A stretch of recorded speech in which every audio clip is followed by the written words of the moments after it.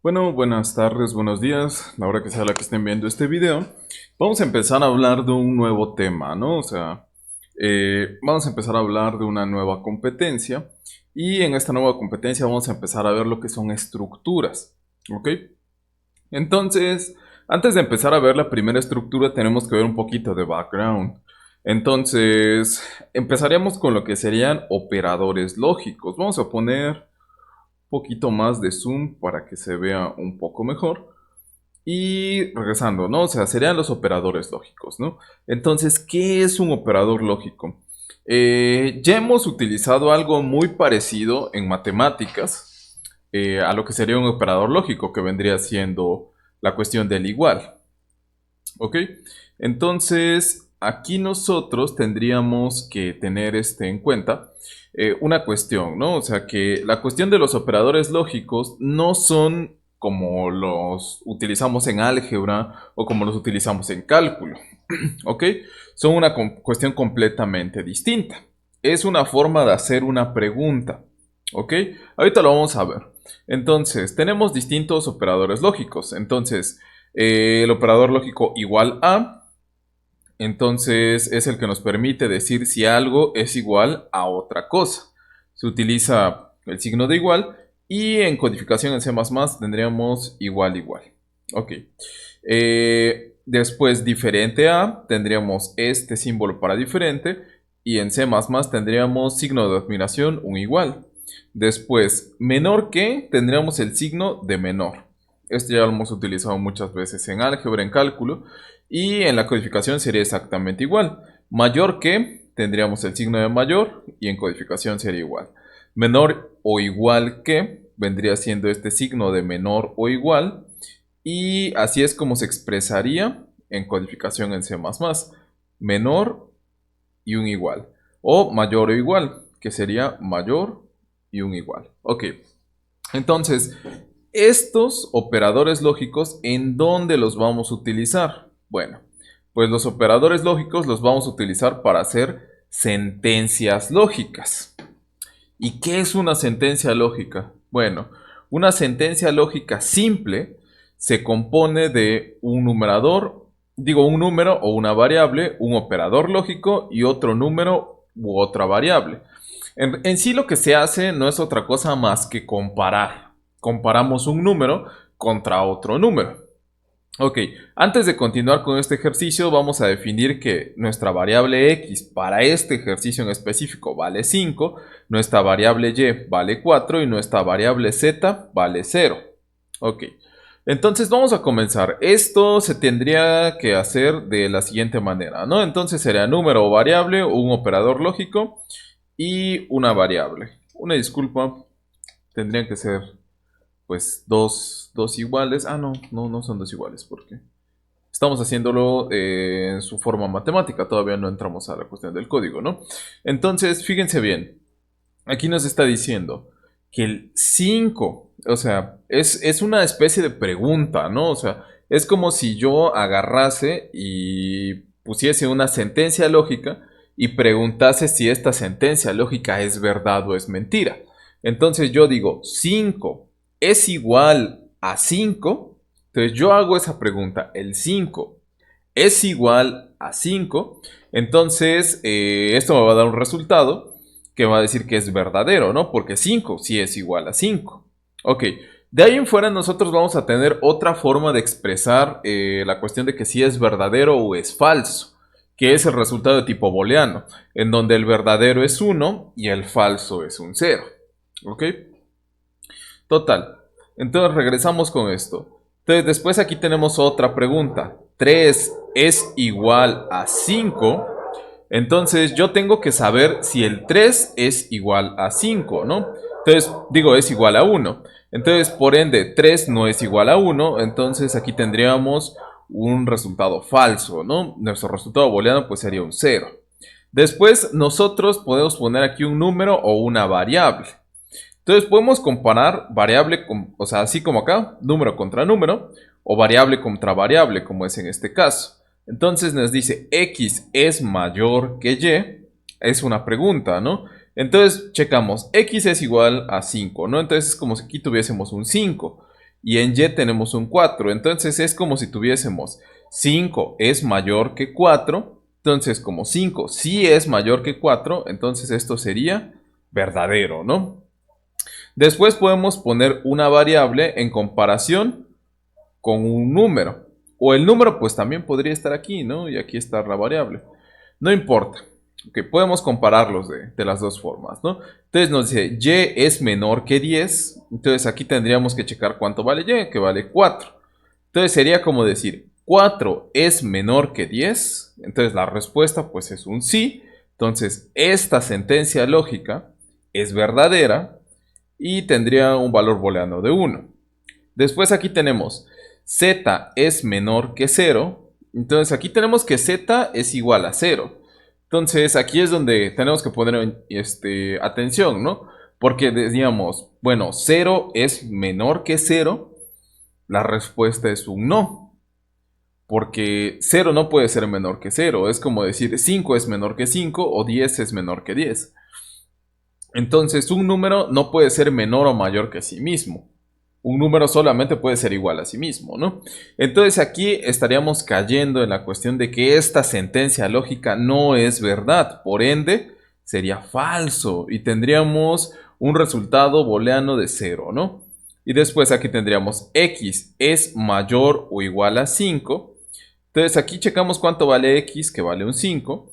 Entonces checaríamos 5 es mayor o igual a 5. Entonces pareciese que estoy cayendo en el mismo, en la misma cuestión de arriba, ¿no? Sin embargo, si yo tuviese 5 es mayor que 5, simple y sencillamente sería falso, ¿no? Pero el símbolo que tengo aquí es un mayor o igual. O sea, quiere decir que puede ser mayor o también puede ser igual. O sea, también considera la igualdad. Entonces, como 5 sí es igual que 5, o sea, x sí es igual que 5, entonces esta sentencia lógica pues es verdadera. ¿Ok? Y con un resultado booleano de 1. Bueno, ya desambiguada esta parte, ya bien desambiguada, o sea, si es necesario, pongan pause, medítenlo, tomen notas de esta parte y después continúan con la siguiente parte del video, ¿no? Entonces, ahora sí, ya estaríamos entrando en nuestra estructura condicional if. ¿Qué es una estructura condicional? Bueno, es una parte de código, es una parte dentro de los algoritmos que nos permite realizar operaciones un poco más complejas, ¿no? O sea, no tan lineales como las que hemos estado manejando hasta el momento, ¿no? Entonces nos dice, estructura condicional if, también lo conocen como decisión, que es como para tomar una decisión. Entonces, fíjense bien, nosotros vamos a tener una entrada. Esta entrada va a venir de la secuencia lógica dentro de nuestro diagrama de flujo de nuestro algoritmo, pues de la parte de arriba. Entonces, aquí entran datos y esos datos se evalúan a través de una sentencia lógica. ¿Ok? Recuerden que las sentencias lógicas las elaboramos así, con una variable, comparándolo contra un número, una variable contra una variable, un número contra variable o variable contra número. Cualquiera de todos esos funciona, ¿no? Entonces, yo aquí tengo una sentencia lógica de ese tipo. ¿Ok?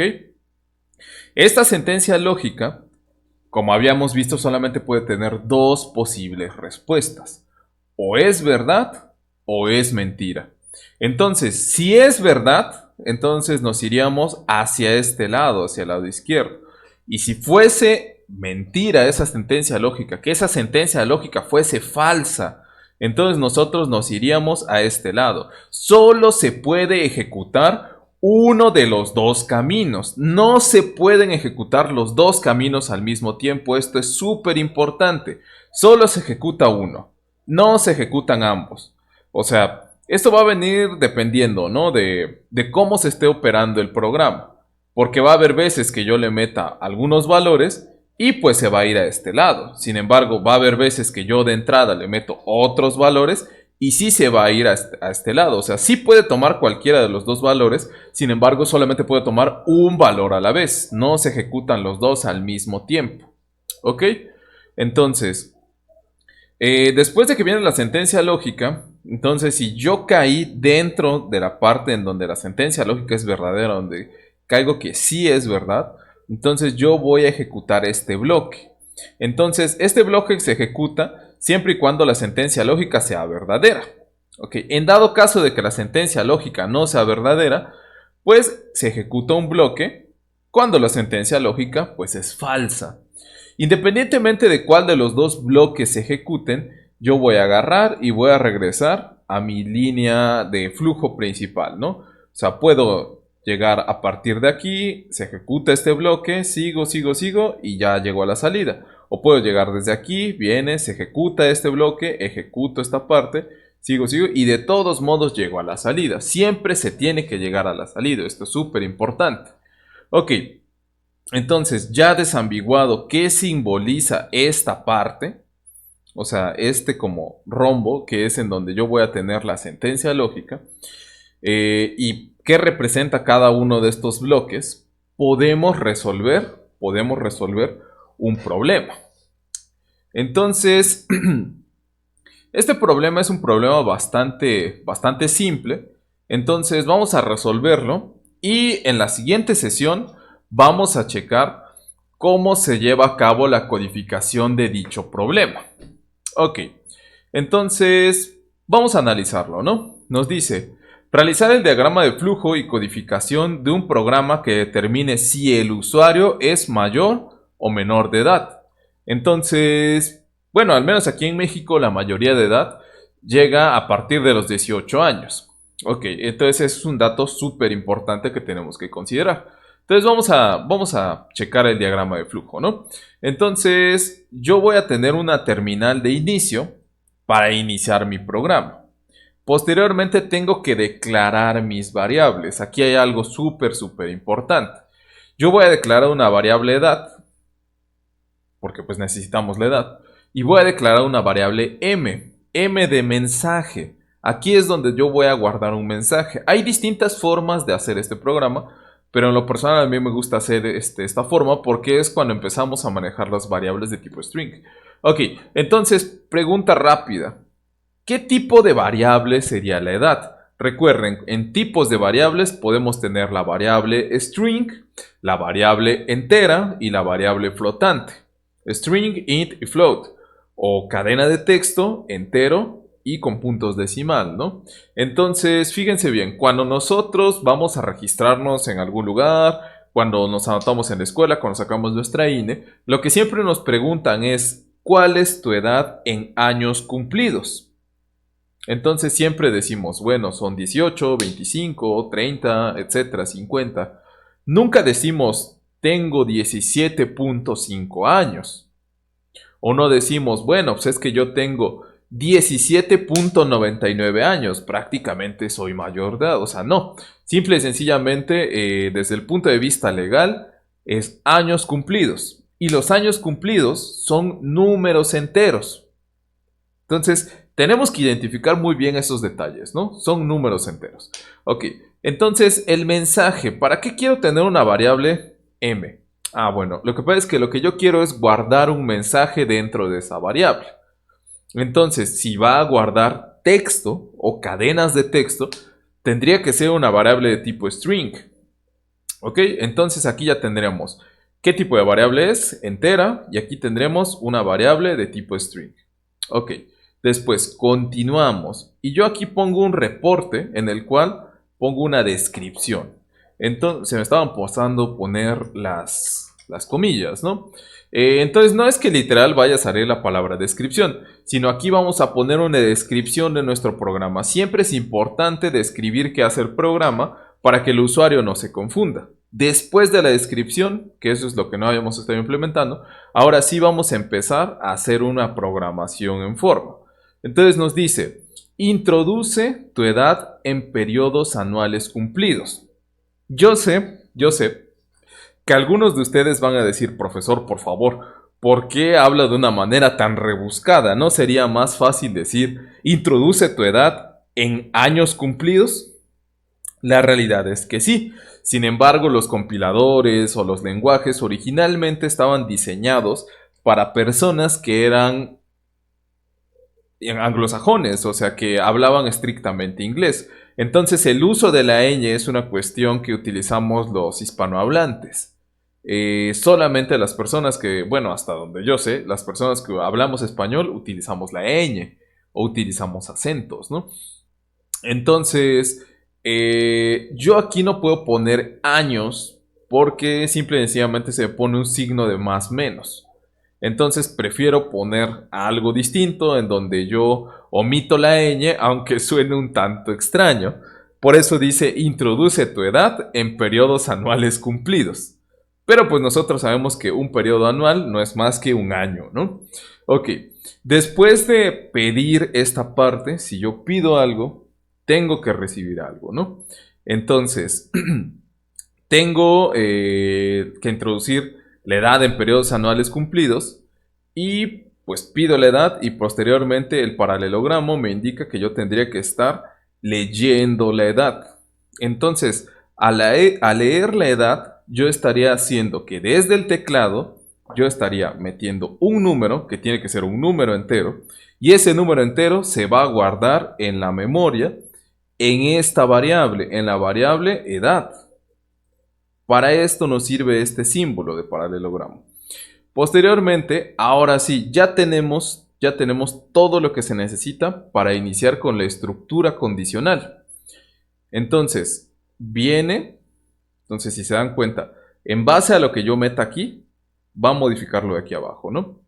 Entonces viene, entra, y aquí me inicia con mi rombo, ¿no? Entonces nosotros vamos a tener aquí esta parte que nos va a decir, aquí voy a tener una sentencia lógica.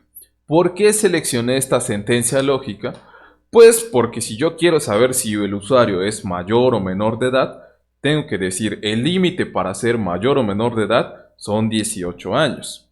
Entonces, si yo pusiese, por ejemplo, edad es mayor a 18, entonces estaría cayendo un error, porque a partir de que las personas cumplen años, o sea, el mismo día de su cumpleaños, a las 12 de la noche de su cumpleaños número 18, tendrían 18 años. Entonces, si una persona tiene 18 años y yo agarro y digo edad, o sea, y supongamos que la persona tiene 18 años, que esta variable edad tiene un valor de 18, es mayor que 18, entonces eso es falso, ¿no? Entonces, por eso es que tengo que poner mayor o igual. Después lo vamos a checar con un poco más de calma cuando tengamos el código. Ok, entonces fíjense bien, si nosotros tomamos esta sentencia lógica y esta sentencia lógica es verdadera, entonces nos tenemos que ir hacia este lado. ¿Y qué es lo que se va a ejecutar en dado caso de que esta sentencia lógica sí sea verdadera? Pues se va a ejecutar esta parte. ¿Qué es lo que está haciendo este bloque? Fíjense bien. Este bloque, lo que nosotros tenemos es esta variable y tenemos un solo signo de igual. Entonces, al tener un solo signo de igual, estaríamos haciendo algo que se llama asignación. ¿Qué es lo que significa hacer asignación? Que lo que esté del lado derecho del igual se está guardando dentro de esta variable. Es como cuando nosotros poníamos, no sé, A es igual a 5. Entonces, ¿qué simbolizaba eso? Que el 5 se estaba guardando dentro de A. Es exactamente lo mismo, solamente que aquí en lugar de guardar números, estamos guardando cadenas de texto. Entonces, retomando esta parte, si mi sentencia lógica es verdadera, si la edad que yo introduzco en esta variable que se introdujo desde teclado aquí arriba es mayor o igual a 18, se va a ejecutar este lado del código y en mi variable m se va a guardar si es mayor de edad. Ok. Y va a continuar y va a seguir por acá. En dado caso de que esta sentencia lógica no sea verdad, en dado caso de que yo en esta parte de aquí haya introducido un número, digamos un 16, entonces edad vendría valiendo 16 y 16 sería mayor o igual a 18, pues la pregunta sería, ¿16 es mayor o igual a 18? Entonces, pues la respuesta es no. Entonces, al tener una respuesta falsa, nosotros nos ejecutaríamos este lado. Y este lado diría, ¿Qué es lo que estaría haciendo este bloque? Pues tendría también una asignación, ¿no? ¿Qué es lo que estaría haciendo? Tenemos un solo igual y nos dice esta parte de acá que dice no es mayor de edad. Este mensaje como tal se estaría asignando hacia esta variable y quedaría guardado en esta variable m.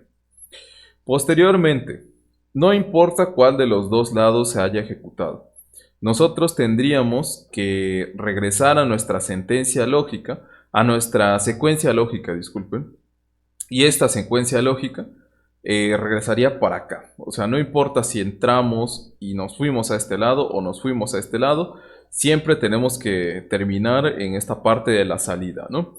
Entonces, ¿qué es lo que nos estaría mostrando esta parte de aquí? Estaríamos metiendo lo que sería un reporte. Entonces, recuerden, todo lo que está entre comillas en un reporte se va a observar tal cual está dentro de las comillas. Si nosotros ponemos una letra o una serie de letras juntas, en este caso pues M, fuera de algún grupo de comillas, lo que va a interpretar el compilador es que esa M es una variable y lo que tenemos que hacer es mostrar el contenido de la variable. Ok, entonces dependiendo de qué edad hayamos metido, aquí es lo que me va a mostrar es en consola el usuario, un espacio y me va a mostrar lo que esté guardado en M. Y en M puede estar guardado esto o esto, ¿no? Entonces puede decir el usuario si es mayor de edad o en su defecto también puede decir el usuario no es mayor de edad. Y ahí estaría, ¿no?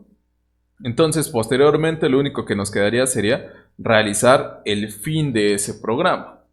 Entonces, a grandes rasgos, así es como funciona el operador if, la estructura condicional, ¿no? Entonces, dando un repaso, ¿no? Nosotros vamos a tener operadores lógicos que lo único que van a hacer es ayudarnos a determinar, comparar dos variables, ¿no? Entonces, tienen un símbolo matemático y tienen una forma de meterlo en la codificación, que es esta de acá, ¿no? Después vamos a tener una sentencia lógica que no va a ser la unión más de dos variables, dos números, una variable, un número, y un operador lógico. Entonces siempre nos va a dar un resultado que puede ser o verdadero o falso, 0 o 1, eso bueno, 1 o 0 más bien dicho. Y después tendríamos esta estructura que va a tener la entrada, su sentencia lógica va a tener su parte verdadera, su parte falsa, y vamos a tener que ejecutar este bloque en dado caso de que la sentencia lógica sea verdadera, o este bloque en dado caso de que la sentencia lógica sea falsa. No importa cuál de los dos ejecute, siempre va a llegar a la salida. Entonces ya elaboramos cómo se llama un diagrama de flujo para un problema muy simple, para saber si el usuario es mayor o menor de edad. Y pues aquí estaría, ¿no? Entonces nos estaremos viendo en la siguiente sesión, que estaríamos realizando la codificación de este diagrama de flujo. Es importante que tengan instalado el dev C++ para poder hacer todos los ejercicios en casa. Ok, sin más por el momento nos estaríamos viendo. Espero vernos pronto y quédense en casa.